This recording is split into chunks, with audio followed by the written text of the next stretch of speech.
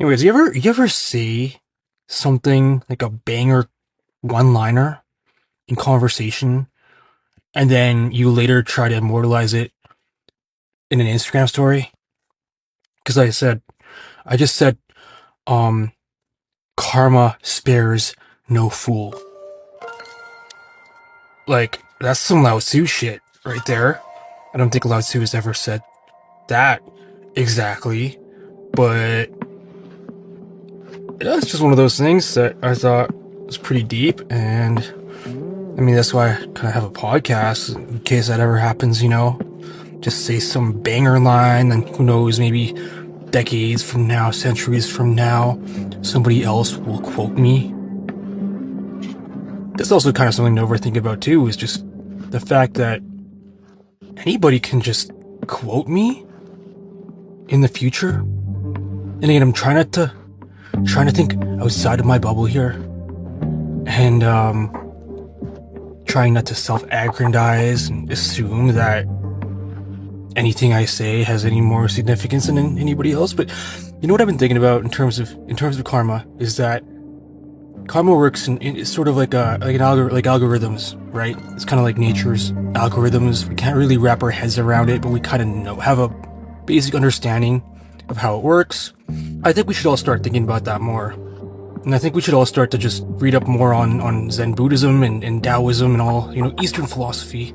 And even Alan Watts. Alan Watts is a great entry point. He was a great communicator of Eastern philosophies, Eastern concepts to Western audiences.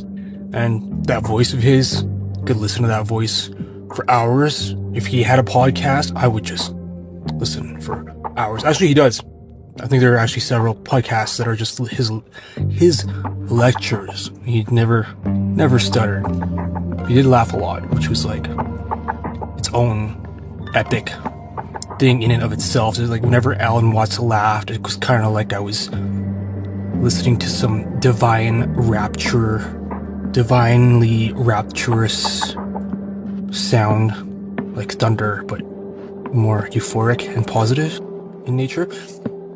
Anyways, speaking of that, assuming that most of you know what karma is all about, I think we should just start to think of like our actions, every little action that we make, online or offline. Think about it.